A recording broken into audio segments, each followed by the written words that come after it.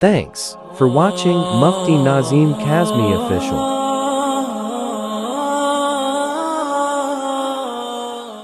نحمده ونصلي على رسوله الكريم اما بعد فاعوذ بالله من الشيطان الرجيم بسم الله الرحمن الرحيم لقد كان لكم في رسول الله اسوة حسنة۔ بزرگوں بھائیوں، نبی علیہ الصلاۃ والسلام کی زندگی ہم سب کے لیے آئیڈیل اور نمونہ ہے، اور نبی علیہ الصلاۃ والسلام کی زندگی انسان جتنا اپنانے کی کوشش کرے گا، ہر قدم پر دنیا اور آخرت دونوں جہاں کے اندر کامیابی اس شخص کے قدم چومے گی۔ لہذا ایک انسان کو پوری زندگی نبی علیہ الصلاۃ والسلام کی شریعت اور سنت کے مطابق گزارنے کی کوشش کرنی چاہیے۔ انسان کا جینا مرنا، پیدائش سے لے کر موت تک ہر کام پیغمبر علیہ الصلاۃ والسلام کے طریقے کے مطابق ہو۔ قل ان صلاتي ونسكي ومحياي ومماتي لله رب العالمین لا شریک له وبذلك امرت وانا اول المسلمین۔ ہر انسان کی زندگی کا یہی فلسفہ ہونا چاہیے کہ میری زندگی کا مقصد تیرے دین کی سرفرازی، میں اسی لیے مسلمان، میں اسی لیے نمازی۔ آئیے میں آپ حضرات کی خدمت میں پیغمبر علیہ الصلاۃ والسلام کی زندگی میں سے کچھ سنتیں جو نبی علیہ الصلاۃ والسلام نے اپنے امتی کو اس کی دنیا اور آخرت کے فائدے کے لیے سمجھائی ہیں، کہ ایک مسلمان ایمان والا جب نیند سے بیدار ہو، سو کر اٹھے، تو اس کو کس طریقے سے اپنی نیند سے بیدار ہونا چاہیے تاکہ اس کا نیند سے بیدار ہونا بھی نبی علیہ الصلاۃ والسلام کی زندگی کے مطابق ہو اور اس کے اوپر بھی اس کو اجر اور ثواب ملے۔ تو سب سے پہلی سنت جب انسان سو کر کے اٹھے، آقائے مدنی محمد عربی صلی اللہ علیہ وسلم کی سنتوں میں سے سب سے پہلی سنت یہ ہے کہ انسان جب نیند سے اٹھے تو دونوں ہاتھوں سے، یہ دونوں اپنے ہاتھ اس طریقے سے اپنے چہرے اور آنکھوں پر ملے تاکہ انسان کی نیند کا خمار دور ہو جائے۔ یعنی اس طریقے سے یہ ہاتھوں کی جو ہتھیلیاں ہیں ان کو آہستہ آہستہ اس طرح اپنی آنکھوں پر کرے تاکہ انسان کی جو نیند کا خمار ہے وہ دور ہو جائے۔ اس کا علماء نے سب سے پہلا بینیفٹ یہ لکھا ہے کہ انسان جب نیند سے بیدار ہوتا ہے تو اس کا دماغ چونکہ پوری طریقے سے ایکٹیو نہیں ہوتا، تو ہاتھ پھیرنے کی وجہ سے آنکھوں پر نیند کا خمار دور ہو جائے گا اور پورا حشاش بشاش اور پوری ایک دم انرجی انسان کے اندر آ جائے گی اور انسان کا دماغ پوری طریقے سے ایکٹیو ہو جائے گا۔ لہذا انسان کو اس طرح اٹھنے میں اتنی بے شمار بیماریوں سے حفاظت ہے۔ جدید میڈیکل سائنس کی روشنی میں اطباء نے، ڈاکٹروں نے ریسرچ اور تحقیق کیا ہے کہ جو شخص سونے کے بعد اپنی ہتھیلیوں سے اپنی آنکھوں کو مسلتا ہے وہ انسان برین ہیمریج جیسی بیماریوں سے محفوظ ہو جاتا ہے۔ آج کل آپ دیکھ رہے ہیں کہ نوجوان جوانی ہی کے عالم کے اندر کسی کو ہارٹ اٹیک ہو گیا یا اسی طریقے سے کسی کے دماغ کی نس پھٹ گئی، تو یہ ساری باتیں اس وجہ سے ہوتی ہیں۔ ویسے تو اللہ کی قضاء اور قدر کے فیصلے ہیں، لیکن انسان سنت کے مطابق زندگی نہ گزار کر کے بہت ساری بیماریوں کو دعوت دیتا ہے۔ لہذا سب سے پہلی سنت یہ بتائی کہ جب سو کر کے اٹھے تو اپنی آنکھوں کو مسل لے۔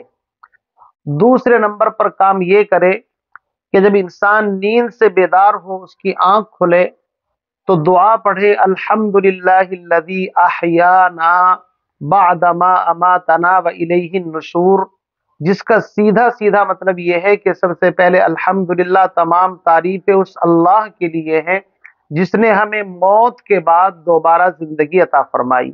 اس لیے کہ حدیث پاک کے اندر نیند کو موت کی بہن بتایا ہے۔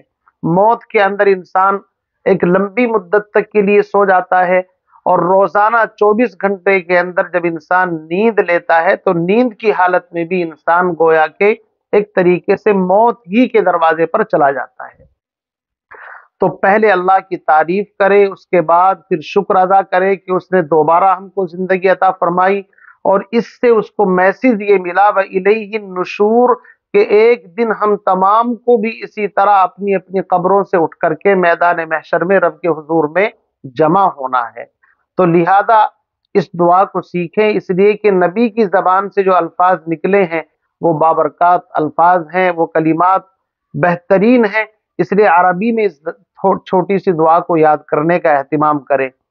اس کے بعد فرمایا جب سو کر کے اٹھیں تو تیسری سنت یہ ہے کہ مسواک کر لیں۔ اس کا مطلب یہ ہے کہ مسواک وضو کی الگ سنت ہے، اور سو کر کے اٹھنے کے بعد مستقل الگ سنت ہے۔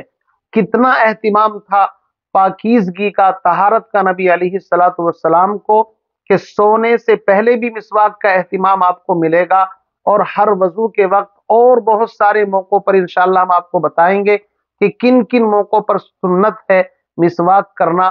تو جب انسان سو کر کے اٹھے اس وقت مستقل مسواک کرنا اپنے دانتوں کے اوپر، یہ بھی سنت ہے۔ تو یہ 3 سنتیں ہو گئی۔ اس کے بعد علماء نے لکھا ہے کہ جب انسان اب کپڑا پہنے گا، چونکہ رات کو اس کا لباس اور ہے، اب وہ کپڑے چینج کرے گا، تو پائجامہ، شلوار یا جو بھی وہ لباس پہنتا ہے اس میں سب سے پہلے کام یہ کرے کہ دائیں طرف سے ابتدا کرے، اس لیے کہ قرآن میں وَأَصْحَابُ الْيَمِينَ وَمَا أَدْرَاكَ مَا أَصْحَابُ الْيَمِينَ، اصحاب الیمین جو ہیں اللہ رب العزت نے ان کا مقام الگ شمار کیا ہے، دائیں والے وہ جنتی لوگ ہیں۔ تو ہر کام جو اچھا ہے وہ دائیں طرف سے کیا جاتا ہے، اس لیے جوتا پہنے یا آپ کپڑا پہنے یا آستین میں ہاتھ ڈالیں یا آپ شلوار پہنے یا جو بھی چیز، تو پہلے دائیں طرف سے اس کا اہتمام کریں، شروع کریں۔ تو علماء نے لکھا ہے کہ جب انسان دائیں طرف سے کام شروع کرتا ہے تو گویا کہ یہ سنت کے مطابق ہو جاتا ہے۔ اسی طرح انسان صدری پہنے، بنیان پہنے یا جوتا پہنے یا کرتا پہنے یا جو بھی چیز پہن رہا ہے وہ دائیں طرف سے ابتدا کرے، اور جب اتارے تو پھر بائیں طرف سے اتارے۔ چپل اتارنا ہے، جوتا اتارنا ہے، کپڑا اتارنا ہے، پائجامہ اتارنا ہے، شلوار اتارنی ہے، تو پہلے بائیں پائچہ اتاریں پھر سیدھا اتاریں۔ تو اتارنے میں اس کا الٹا کریں، پہننے میں سیدھی طرف سے اور اتارنے میں الٹی طرف سے، یہ مستقل سنت ہے۔ اور 5ویں سنت یہ ہے کہ اب اگر اس کو برتن میں ہاتھ ڈالنا ہے، چونکہ پہلے زمانے کے اندر گھڑے، مٹکے اور اس طرح کی رکابی ہوتی تھی جس سے ہاتھ ڈال کر کے پانی نکالتے تھے، تو سب سے پہلی سنت یہ ہے پھر 5ویں نمبر پر کہ برتن میں ہاتھ ڈالنے سے پہلے 3 مرتبہ پہلے اچھی طرح ہاتھوں کو دھو لے۔ لہذا آج کل کے زمانے کے اندر ٹوٹیاں ہیں یا اس کے نیچے اگر آپ جائیں تو سب سے پہلے اچھی طرح ہاتھ صاف کریں۔ کیوں؟ پتہ نہیں رات بھر آپ کے ہاتھوں نے کہاں کہاں رات گزاری ہے۔ تو یہ سو کر کے اٹھنے کی 5 سنتیں میں نے مختصر انداز میں آپ حضرات کے سامنے بیان کی ہیں۔ آپ خود بھی ان پر عمل کریں اور اپنے گھر والوں کو، اپنے بچوں کو اور اپنی مائیں بہنوں کو، بیٹیوں کو، سبھی کو نبی علیہ السلام کی سنتوں کے مطابق زندگی گزارنے کا ان کو سبق دیں۔ اور یہی پیغام ہے کہ شہ کونین کی سنت پہ جو عامل نہیں ہوتا وہ کچھ بھی کر رہا ہو کچھ اسے حاصل نہیں ہوتا، کرشمے لاکھ دکھلائے ولی اس کو کہے دنیا، گروہ اولیاء میں وہ کبھی شامل نہیں ہوتا۔ وآخر دعوانا ان الحمد للہ رب العالمین۔